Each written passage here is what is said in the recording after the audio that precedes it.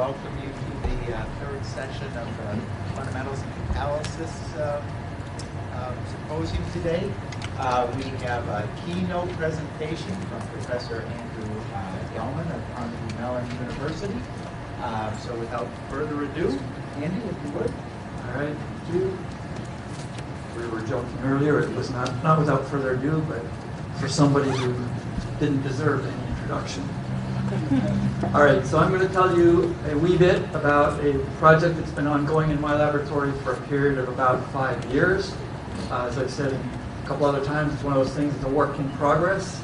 A lot of work, a little bit of progress. But this problem, ultimately, at least from the point of view of catalysis, is one in which we're going to try to understand alloy catalysis across composition space.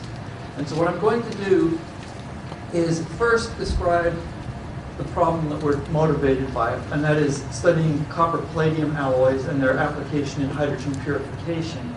But that's just an example of one of the problems that one could study with the tools that we've invented or developed over the last few years. And so the idea here is to try to study hydrogen reactions on copper-palladium alloys across the complete composition space.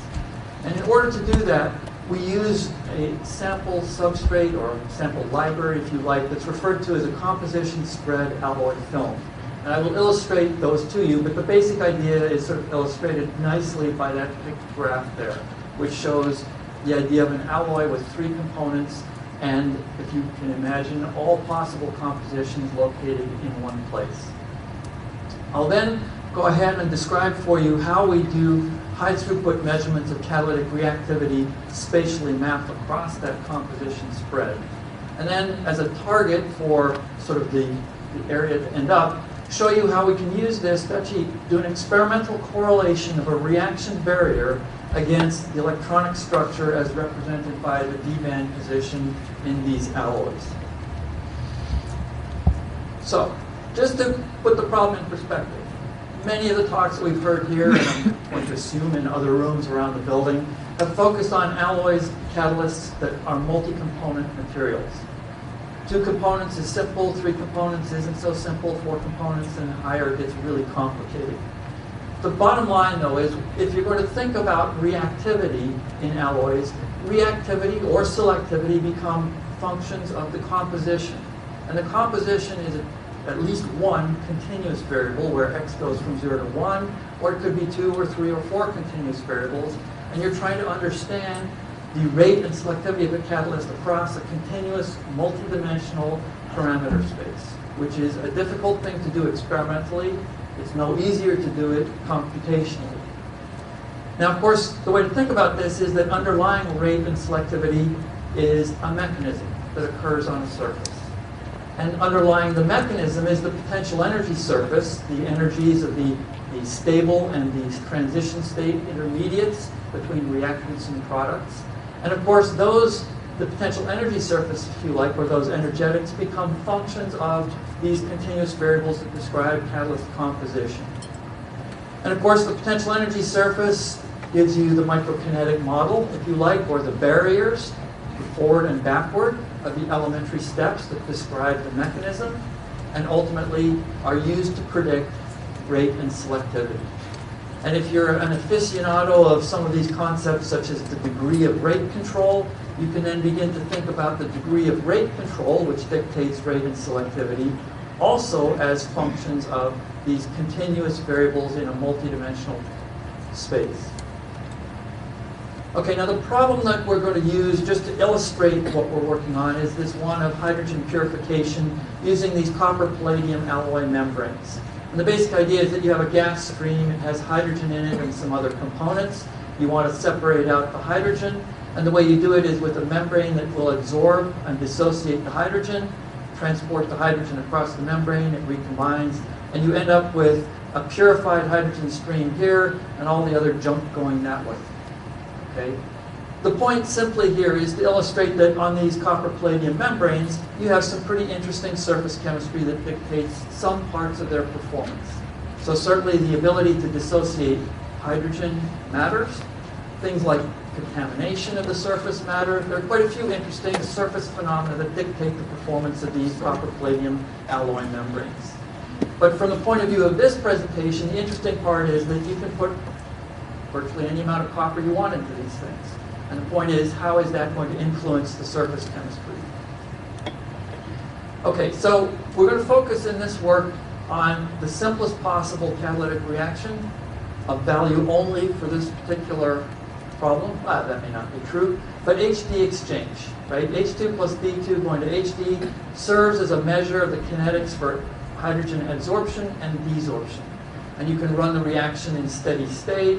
You get a very simple steady state expression for the rate of reaction, and a model for the flow rate out of the HD product here as a function of the two relevant rate constants, the adsorption rate constant, the desorption rate constant, and a few other things such as pressure and flow rates.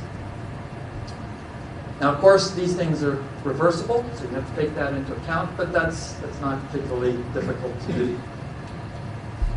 So I'm going to begin by showing you some measurements that we made of the kinetics of HD exchange over a few discrete copper-palladium alloy samples. So these were copper-palladium alloy samples that we took as foils. They're not supported catalysts or anything like that. Simply foils that have been diced up. So the area is 19 square centimeters. That's it exactly, at least as measured with a ruler before cutting it up. And we take D2, H2, flow them over that, and measure the HD yield coming out at the end. And this is the case for palladium. It's a measurement of the HD flow rate out.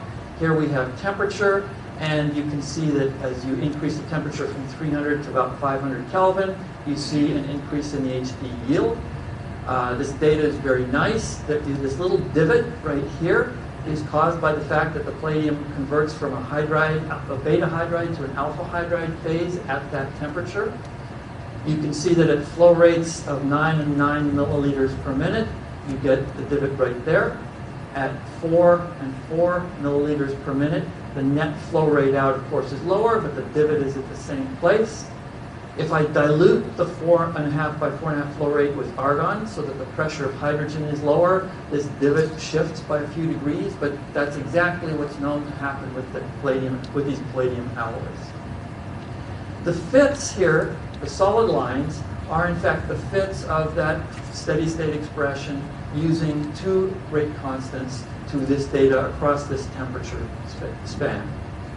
If you go to copper, similar sort of thing, except that the temperature range is much, much higher, right? Not 300 to 500, it's 500 to 900 Kelvin. We measured this over a variety of different copper and palladium alloys. It's fairly straightforward. This is palladium. There's copper at much higher temperatures. Turns out that palladium is not the most active catalyst for this. If you begin to dilute it with copper, it becomes even more active. What's really interesting here is if you look at the two different phases, the FCC and BCC phase of this copper 53, palladium 47, they actually have vastly different reaction kinetics. But the point is that we've measured these over these discrete composition samples, used these data to fit kinetic parameters. And this is a simple parity plot. So it's the model predicted HD flow rate as opposed or drawn against the experimentally measured flow rates. And of course, the parity line, if all the data fell along the parity line, the model would be perfect. So we will stipulate that the model is not perfect at doing this, but certainly good enough.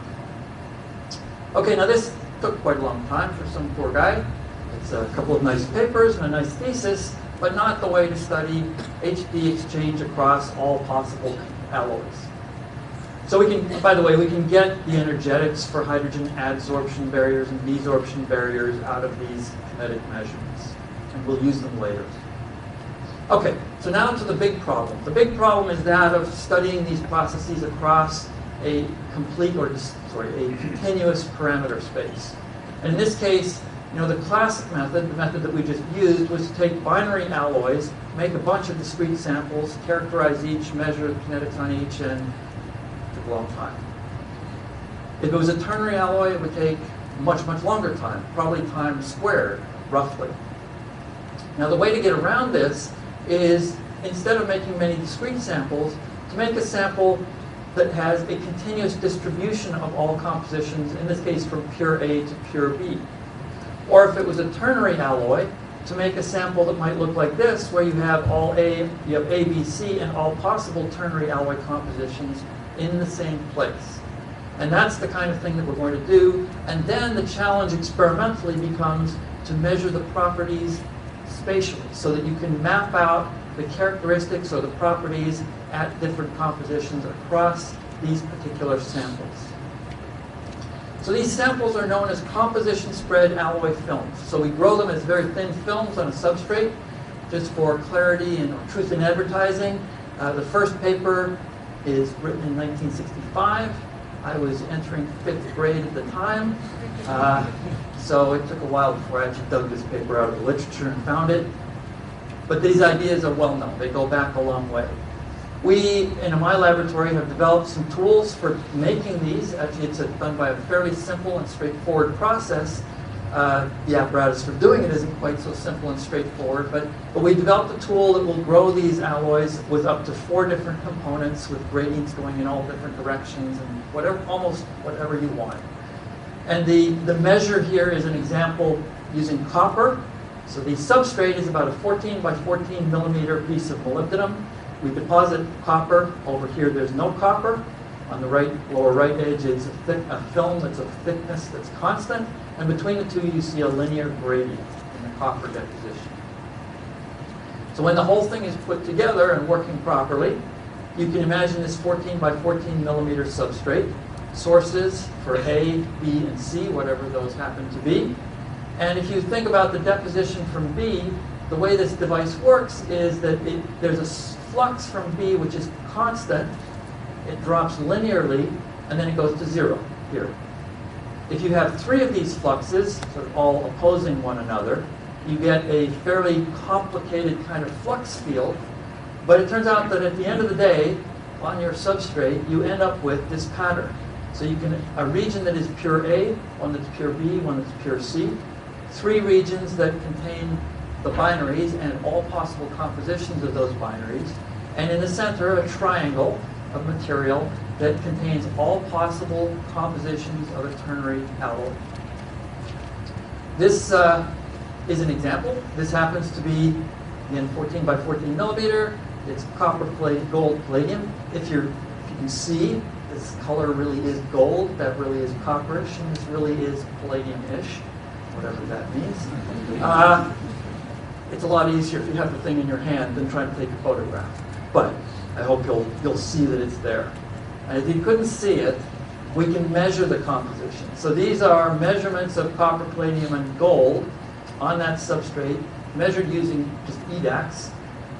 This is complicated. I can never even look at it without going cross-eyed. But if you take the data points as measured and plot them on a ternary alloy space, you can see that we cover ternary alloy space virtually completely. Actually, in that case, I won't even go virtual. It is complete. Okay, so that's the substrate. That's the template or the library of materials that we're using to do these experiments. The basic idea here is that you can make these composition spreads, and then if you have the tools available, or you build the tools to allow you to characterize them, you can do things, for example, such as SEM to look at the morphology. You can do EDAX to look at the bulk composition. We do something called electron backscatter diffraction, which maps out the local crystal structure here. We can do X-ray photoemission to look at the near surface composition, helium ion scattering to look at the top surface composition, UV photoemission, which allows us to look at the electronic structure, and again, spatially resolve all of those characterization tools across the substrate. And then, once you've done all that work, measure whatever functional property happens to be of interest. And so in this room, the functional property is going to be catalysis, catalytic reaction. But it could be other things. It could be corrosion rates, it could be hardness, it could be friction, it could be a bazillion other things that you might be interested in. Okay, so let me give you some examples. So this is now just a binary spread, and that's all I'm going to talk about because it's just simply this copper palladium system. This is a copper palladium spread that goes from about 5% to 95% palladium. the phase diagram for copper palladium is shown in the bottom. So it goes from 570 to 1170 Kelvin, from 30 to 90% palladium. And it's a fairly interesting, more interesting than average phase diagram, at least for a binary system, because copper is FCC, palladium is FCC, and yet, believe it or not, somewhere around 50%, there is a phase which is actually a BCC phase. Technically, it's something called a B2 phase, but it has a BCC structure. If you go to high enough temperatures, of course, that fades off, and then around here, you have purely the FCC region. So we made a film, copper palladium, annealed it to about 800 Kelvin, and then we can do an experiment which is called electron backscatter diffraction to look at the phases that we've developed in our film. So these are electron backscatter micrographs. So this is a 12 by 12 micrograph. Every point on here in this micrograph, and you can sort of see some of the points, are indexed by the electron backscatter diffraction to be either the FCC or the BCC fraction. The FCC's fractions or points are in red, the BCC points are in green, and you can see that we follow the phase diagram almost exactly. So it's FCC, FCC, mixed phase, BCC, BCC, BCC, mixed phase, and then FCC. Okay? And in fact, if you look, it's 2% variation in composition. It leads you from something that's pure, not pure, but almost purely FCC to almost purely BCC. So the phase transition occurs, or the two-phase region, if you like, occurs over a very narrow range, and we can map it out exactly as predicted by the published or existing phase diagram. You can actually do more than that. You can actually look at each grain and figure out how it's oriented with this backscatter diffraction. So these are maps of not the crystal structure, but the orientation of the grains. This one here, you can see lots of grains, right? Here you can see some grains. This one is copper 95%, so it's mostly FCC, but everything's blue, or almost blue. And what that means is that the grains are all oriented around the 111 pole. So this is a copper palladium alloy in the FCC phase, which is almost copper palladium 111 single crystal, almost. Here, when you have the FCC region, but with low copper composition, you can actually see that there are two different types of grains. Some of the grains, or most of the grains, are oriented around 111, but there are a few grains oriented around 001. So it's a copper palladium 111 single crystal with a few 100 single crystals embedded in it. When you're in the BCC region, well, it's everything. Okay? They're just randomly oriented grains at the surface. That's all that you can tell. Okay, so now another property of these alloys that is probably relevant to catalysis, or the catalysis we're going to look at, is segregation. Of course, in all alloys, one of the two components is going to segregate to the surface. These composition spread alloy films are ideal substrates for trying to study segregation, because you have all compositions present at once. So in our hands, we can do X-ray photoemission, so X-ray in, photoelectron out, and use that to measure the composition in the near surface region, call it the top nanometer. You can do helium ion scattering, so it's helium in, bounces off, and you measure the energy loss, and that tells you exactly the composition of the very atomic topmost layer, because the helium won't penetrate the alloy at all.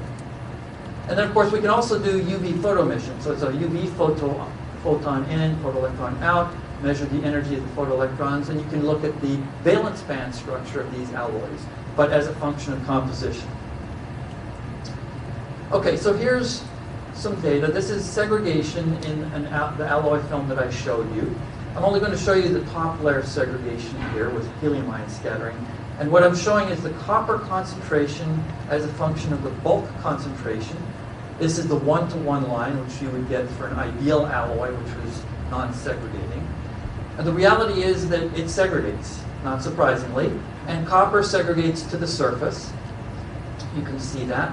You can measure that as a function of alloy temperature, so 300, 500, 700, 900. So what's really interesting is that the segregation of copper increases and then goes back down once you exceed about 700 Kelvin.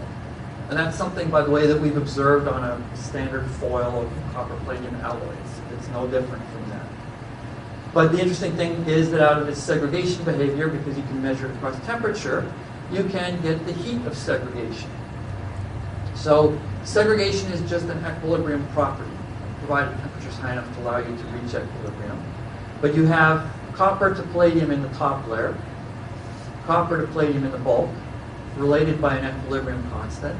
And because we can measure this equilibrium across various temperatures, we can get delta H out of this free energy. And the heat of segregation, as you go from 0 copper to 100% copper, goes about -5 kilojoule per mole towards 0, which is where it should be when you get the heat of segregation for copper out of pure copper is 0. Okay, so now let me sort of, having given you the characterization of this film, hone in on the catalytic reactivity of the surfaces. So what I'm going to try to do here is do what we see in many computational descriptions of catalysis, but do it experimentally. So the idea is to correlate reactivity with electronic structure.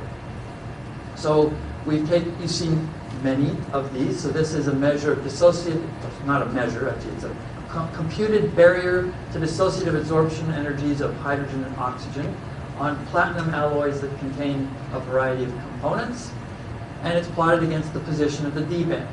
And the correlations that one gets from DFT very often show linear correlations between barriers and D band positions. And the question is whether or not we can see that experimentally. So I took this particular one out of one of my colleagues' past work because I feel free to take his work and show it anywhere. So how are we going to do this? So we need to measure catalysis. So in addition to making tools for making composition spread alloy films, we designed and built a multi-channel high-throughput reactor.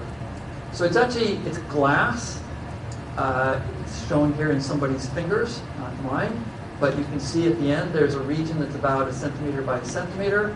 And in that centimeter by centimeter there are 100 reactors, each one isolated from the other, each with its own feed and product stream. And we can flow gases into each one of these reactors and out of them, and they come out the back end. There's a lot of capillary gas handlings or gas lines out here. You can't really see them, but it's a mess. And of course, we have to couple that with this composition spread alloy film. But you take this, you plop it down on top, and it isolates 100 different regions in a 10 by 10 array, and you can flow H2D2 into each of them, and then measure the HD out. And then spatially, because it's spatially resolving, measure HD exchange rates at all possible compositions across that composition spread. So we use a mass spectrometer to measure rates. A very useful tool for this particular thing and for many other things that we want to do. This is just an example. So these are measurements now. It's a palladium, gold, copper. HD exchange or HD flow rate out, mapped across 100 different channels on this composition spread. This particular composition spread didn't cover the whole of ternary alloy space because it was made with a slightly different tool, but you get the picture. You can measure quite well the HD exchange rate or flow rate out as a function of alloy composition across a continuous span of alloy composition space. Okay. So here we have, to begin with, then the UV photoemission from the copper palladium alloys. Okay, it's a mess. Okay, but it's measured across spectrum measured from 100 different compositions across that one alloy film. It's pretty clear that as you go from pure copper or almost pure copper to almost pure palladium, that you have a shift in the valence density towards the Fermi edge. Okay, the Fermi edge being right about there. So we have done our best to map the position of the Fermi, the D-band level, energy level, or the D-band center. It's copper and it's palladium, so the D-band is almost full. Not quite, but almost. So we take these and use them as just raw measures of valence band density, and use those then to plot the D-band position as a function of copper concentration in the alloy. Okay, it goes from about just below 15% copper here to almost 95% copper. Okay, Now the next thing then is to measure HD exchange kinetics. So it's H2D2 kinetics measured in that reactor from about 300 to 600 Kelvin, so a reasonably wide temperature range. Here we're looking at the H2 conversion as a function of temperature. These are too small to see, but this happens to be 13% palladium, so almost no palladium and almost nothing happened. You can increase the amount of palladium in there. Now it's 19% for those of you in the back, and there's next to almost nothing happening. At 26% palladium, now there's something happening as you get to high temperatures to convert H2D2 to HD. At 33%, now you can see the conversion to HD. At 55%, we're starting to approach full conversion. And at about 63%, you're getting to what in this corresponds to 100% conversion. Now, if you remember, going back to the beginning of my presentation, I said that palladium itself is actually not the most active catalyst for HD exchange. And we showed that using these palladium foils in standard flow reactor conditions. Well, you see the same thing here. So when you go from 63% palladium to 73%, well, let's say that's the same. But when you go from 73 to 82%, it goes down. And 82 to 88% goes down even further, and 92% even further. So in fact, we're seeing here phenomenologically exactly the same behavior as a function of alloy composition as done with those alloy foils that we used in a flow reactor. The difference being that, although I haven't shown you all 100, there are now 100 of these. We can take 100 of those curves, we can use the same model used before to extract kinetic parameters, so the absorption and the desorption rate constants and the activation barriers for dissociative absorption and desorption. That is now shown here. So here we have the energies, desorption energy, adsorption energy. Palladium concentration going from about 5 to something like 70%. You can see the measurements made, say for the adsorption case, using those foils earlier in the flow reactor. And you can see the desorption energies here. And so what we measure kinetically for the adsorption energies is an adsorption barrier of something like 0.15 eV. But as you go to higher and higher copper concentrations or lower and lower palladium concentrations, the barrier to adsorption goes up to something on the order of about 0.4 eV. And done across now many compositions. Almost a continuous spread. Okay, now the question is, what does this look like when we take this data and correlate it? Well, let me go back. Remember, we have this data. So we have D-band center versus composition. Over here, we have barrier versus composition. Hence, we can now try to correlate the adsorption barrier for hydrogen on these alloy films with the position of the D-band. So what do you see?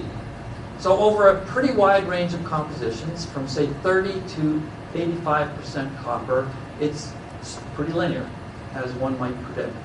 But it's not that simple. There's actually, from 85 to 95, it's pretty linear also. It's just they don't have the same slope. So something's going on. Now, do I know what it is? No.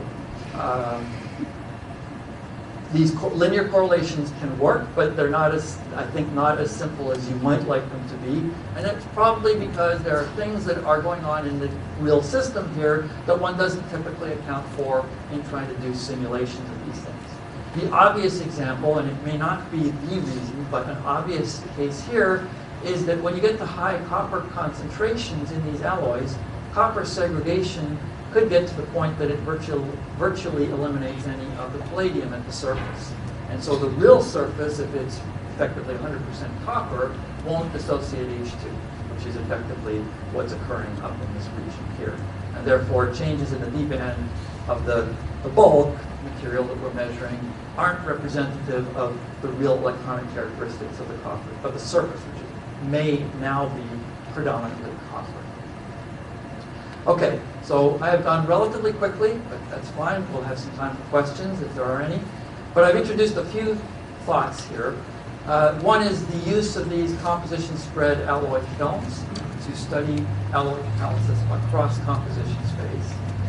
I would like to make the point that although this is definitely a high throughput methodology, the point here is not to use a high throughput methodology simply to optimize a catalyst for highest activity or selectivity. It's to take data across the entire composition space and use it to try to understand something about the fundamental mechanism or the energetics of the reaction and the energetics of elementary steps as they're influenced by composition across composition space. I've illustrated this high throughput reactor and then tried to draw this correlation between what we can measure for an absorption energy for hydrogen and the D-band center. And I think that's likely to be the first sort of experimental correlation of those two parameters, at least with the number of points on the plot that we have here. Okay, so I'm going to quit right there, or close to there. Let me acknowledge the people who did this work, quite a few people over quite a few years. Casey O'Brien. Jim Miller is actually going to be talking on Thursday and perhaps giving some other applications of these tools, or maybe even some more details about how we do some of the things that we do. So I would happily go to his talk if I were here on Thursday afternoon. And then Topeka, Peter, and Gamze, who've done a lot of this work. The funding has come from a variety of sources over a number of years, from DOE through the NETL, the Moore Foundation, believe it or not, that is Moore of Moore's Law, and the NSF. And before I quit, I think I'm obligated to invite you to Pittsburgh. The next NAM meeting will be in Pittsburgh in 2 years. It's easy to get there. You just go down to the river, get in a boat, and paddle upstream. Do not go downstream. If you paddle upstream, you will ultimately arrive right here. So you will be retracing the steps taken by Lewis and Clark. Now, once you get to here, you have to deviate, because Lewis and Clark left from somewhere over here. Convention Center is just over here. So when you get here, turn left, go about a mile, and then just pull up to the Convention Center. If you start on Friday or maybe Saturday morning, you should be there by June, 2020. And in my estimation, it might be faster than going by United, so may well be worthwhile.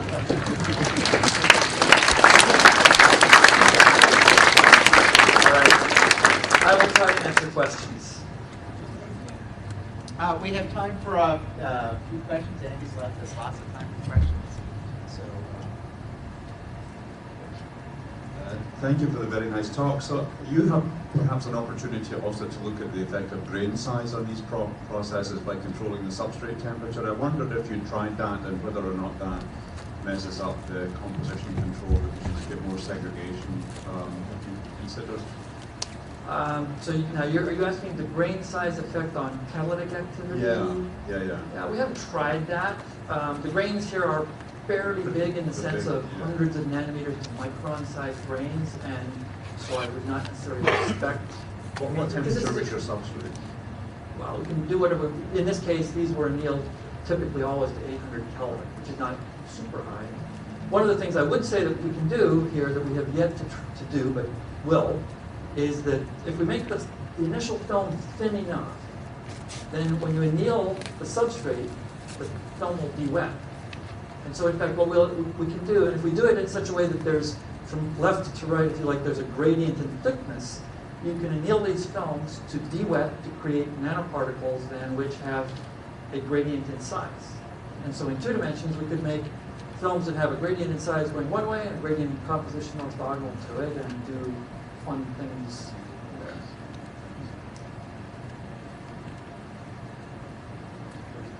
Yeah. Fascinating talk. You showed that the rate was first increasing with palladium content and then decreasing.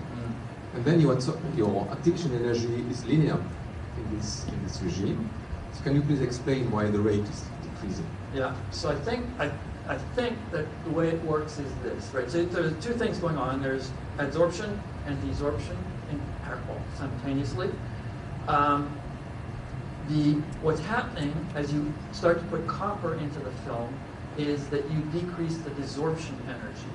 So in these films, certainly when you have a high palladium content, under the conditions in which this is being run, the surface is close to saturated in hydrogen.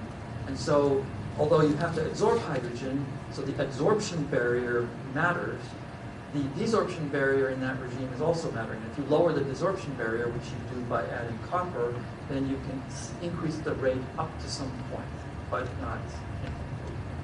That's what I believe to be occurring. Thank you.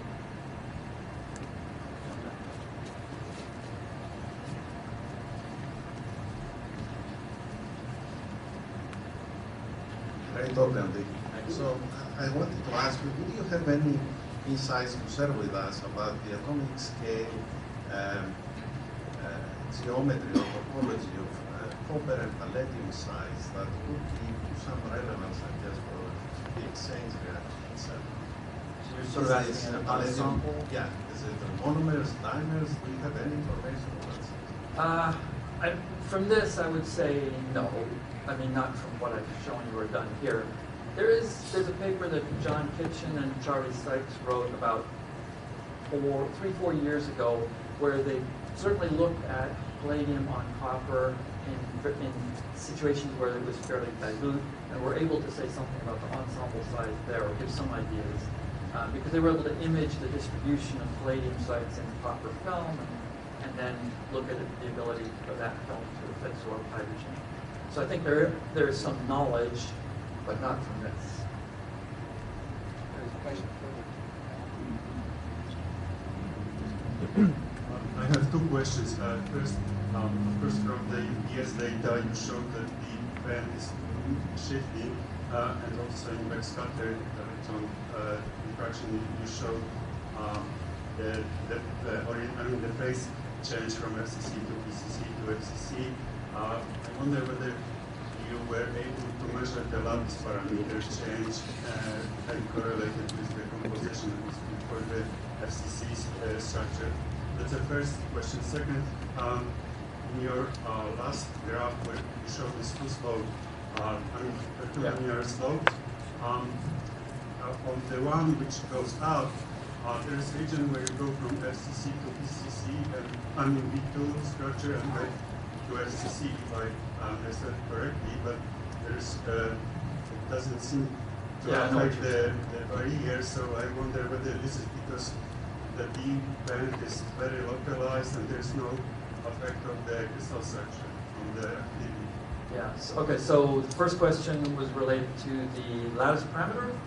The lattice parameter certainly changes. People measured it in these kinds of alloys. With electron backscatter diffraction, there are people who are really, really good at this claim that you might be able to measure lattice parameters with electron backscatter, and we'll probably try it with a colleague of mine who claims to be really, really good at this. But it's on the hairy edge of what people can do with the electron backscatter tool. So it's worth trying, but I'm not sure what we'll get out of it. So the point about the phase transition, or the issue of going from FCC to PCC to FCC, I think there are two things. So in a clean alloy, you can certainly see that happen. You can't really see anything in those UPS spectra that shows any discontinuity in the valence band. But what's really amazing is if you look at the core level shifts, so you go to copper, you use XPS, you look at the core level shifts, now I'm going to have to draw in there, right? So you've got the core level energy versus composition, and the core level in copper is shifting up, up, up, up, up, and then there's a discontinuity, up, up, up, another discontinuity down, and it goes to the FCC. So the core level, for whatever reason, is extremely sensitive to, it's a combination of lattice parameter and phase transition. The valence levels don't seem to show the same thing, and it may be some degree of delocalization that matters. I don't know. The only other thing I would say with respect to the measurements of kinetics are that, there's a lot of hydrogen there. It's quite possible that hydrogen that it will be on the surface and may also be in the near surface region is also going to influence that phase transition. So do we know under the exchange conditions whether we have FCC or BCC phase in that particular region? No, not really. So it's complicated, and there's some parts of that so I can address some parts of what you're asking, but not the whole thing. I think to keep ourselves on Absolutely. time, we're going to have to cut off the question period. Join me in thanking Andy